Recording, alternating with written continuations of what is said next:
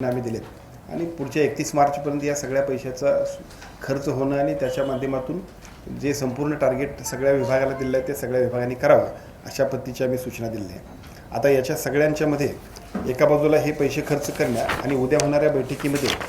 राज्यस्तरीय बैठकीमध्ये आम्हाला त्यांनी शासनानं जी काय आम्हाला जबाबदारी दिली होती त्याच्याप्रमाणे त्यांनी आराखडा जो नियतव्यय आम्हाला दिलेला आहे ते एकूण 537 कोटी रुपयाचा आहे। आता 536 कोटी रुपये शासनाकडून कळवलेला आहे नियतव्यय, परंतु आमच्या सगळ्या यंत्रणांच्याकडून जी मागणी आलेली आहे त्या मागणीप्रमाणे आणखीन वाढीव 410 कोटी रुपयाची मागणी म्हणजे एकूण आम्ही 947 कोटीचा आराखडा उद्याच्या बैठकीला आम्ही कोल्हापूर जिल्ह्याच्या विकासासाठी DPTCच्या वतीनं मागणी करतोय की ज्याच्या माध्यमातून राज्यस्तरीय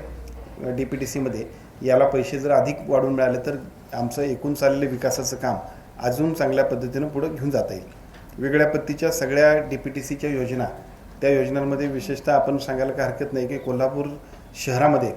जे काय सिटी सर्वे प्रॉपर्टी कार्ड तयार करण्याचा आणि हुपरी नगर परिषदेमध्ये सुद्धा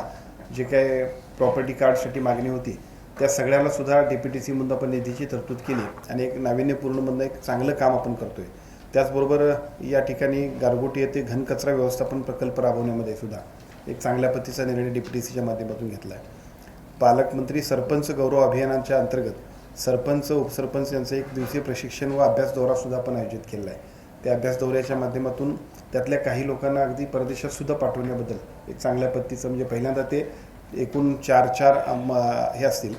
प्रत्येक विभागाचे प्रत्येक तालुक्यातले 4 असे 12 चौक 48 लोक असतील ते वेगवेगळ्या विषयासाठी